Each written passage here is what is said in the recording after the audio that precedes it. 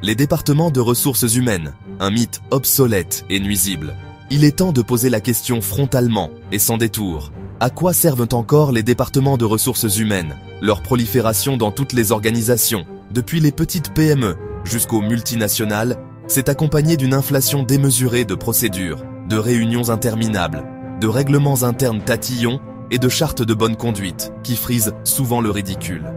Mais quand on gratte un peu sous la surface, on se rend compte qu'ils ne créent aucune valeur réelle, ni pour l'entreprise, ni pour les salariés. Pire encore, ce métier, qui prétend gérer l'humain, n'a en réalité jamais servi à grand-chose d'autre qu'à bureaucratiser les relations de travail, à protéger les intérêts de la direction et à justifier des emplois souvent surpayés. Au fil des décennies, les RH sont devenus un symbole de parasitisme organisationnel, un vestige d'une ère industrielle où l'administration du personnel avait un sens minimal, mais qui, aujourd'hui, étouffe l'innovation et la productivité sous un amas de paperasse inutile. Examinons cela point par point, en nous appuyant sur des exemples concrets et des histoires réelles tirées de témoignages d'employés et d'experts qui montrent à quel point ce métier est non seulement obsolète, mais souvent contre-productif. 1. L'illusion du capital humain. À l'origine, les RH étaient censés protéger les employés, gérer les carrières et représenter un pont entre direction et salariés. Dans les faits, elles sont devenues les commissaires politiques de la direction, chargés de faire avaler aux employés des décisions déjà prises ailleurs. Restructuration, gel de salaire, évaluation standardisée, licenciement accompagné.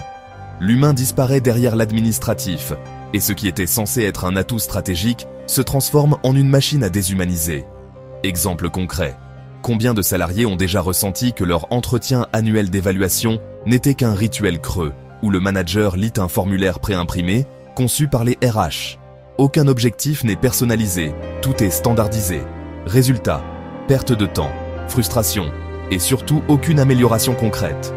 Dans une entreprise comme Levi's, par exemple, l'ancienne dirigeante Jennifer Sey a décrit comment les RH imposaient des évaluations basées sur des critères DEI, diversité, équité, inclusion, qui ignoraient complètement les performances réelles, menant à des promotions injustes et à une culture de surveillance plutôt que de soutien.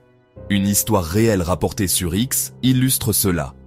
Un employé dans une entreprise de biotech a été placé sur un plan d'amélioration des performances après avoir refusé de falsifier un rapport pour libérer un lot de matériel défectueux. Les RH, au lieu de protéger l'intégrité, ont soutenu la direction, montrant que leur rôle est de couvrir les erreurs managériales plutôt que de valoriser le capital humain. Ce métier n'a jamais vraiment servi à élever les employés.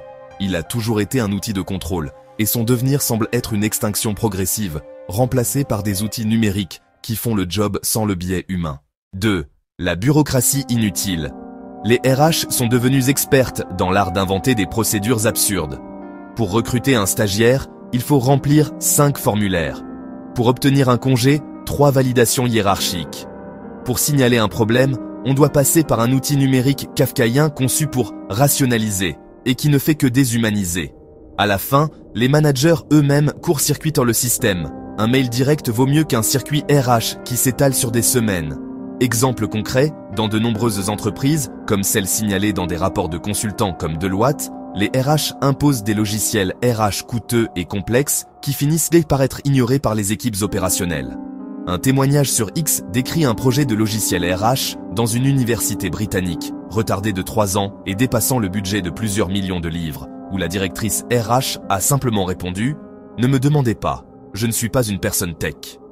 Une histoire réelle, un employé d'une entreprise non-profit a rapporté que le chef RH, qui était aussi un harceleur sexuel, engageait ses amis pour des formations encourageant la délation interne, transformant le département en un outil de gossip et de contrôle, plutôt qu'en un facilitateur.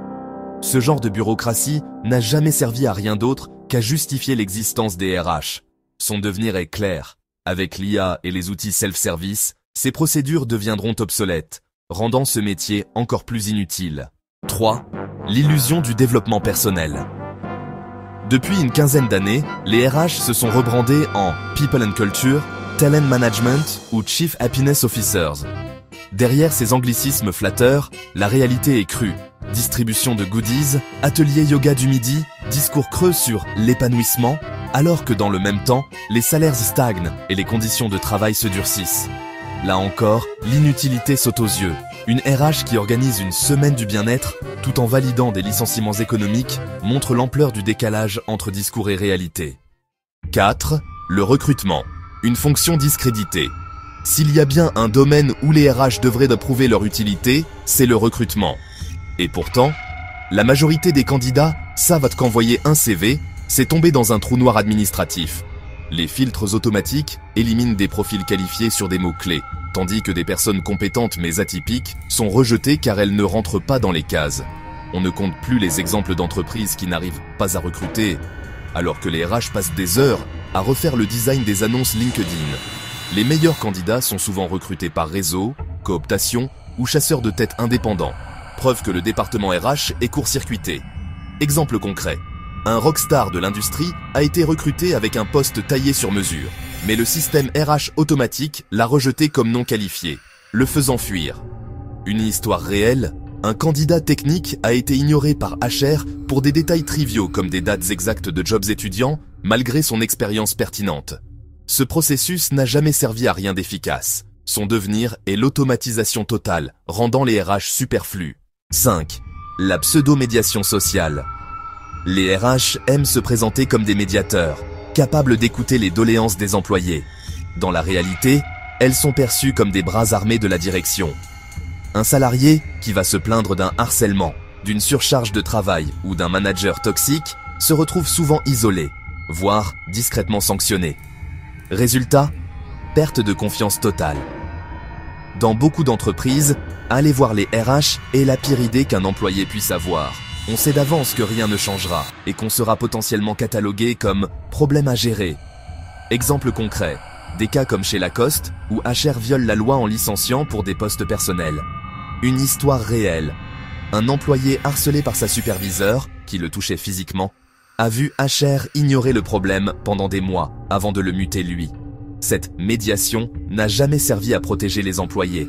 Elle protège la hiérarchie, son devenir. Être remplacé par des syndicats ou des outils anonymes. 6. Le coût caché. Un service RH, ce sont des salaires souvent élevés, des logiciels coûteux, des consultants externes qui facturent des PowerPoint creux. Et tout cela pour quel retour sur investissement? Aucun chiffre de productivité ne s'améliore grâce aux RH. Les vraies performances viennent de l'organisation du travail, de la qualité du management direct, de l'innovation. Jamais d'une nouvelle procédure RH. Exemple concret, chez Deloitte, des consultations HR mènent à des coupes de 1/3 des postes de leadership et baisse de salaire. Une histoire réelle. Un employé a vu HR ignorer sa demande de congé pour l'opération de sa mère, priorisant un trou dans le planning. Ces coûts n'ont jamais servi à rien de tangible. Le devenir des RH est une réduction drastique, car les entreprises réalisent enfin leur inutilité. Conclusion. Au fond, si les RH disparaissaient demain dans la plupart des entreprises, que se passerait-il? Les managers continueraient à recruter directement leurs équipes. La comptabilité gérerait les salaires. Les employés s'organiseraient via des outils numériques pour poser leurs congés. Les syndicats et représentants du personnel joueraient enfin leur rôle de médiation.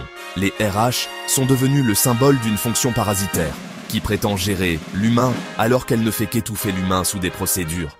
Peut-être ont-elles eu une utilité au temps où elles facilitaient l'administration du personnel. Aujourd'hui, elles ne sont plus qu'un service de communication interne déguisé, une façade qui masque les décisions de la direction. En somme, un département coûteux, inutile et parfois même nuisible. Ce métier n'a jamais vraiment servi à rien de fondamental. Son devenir est une obsolescence programmée, accélérée par l'IA et une prise de conscience collective. Il est temps de les laisser partir.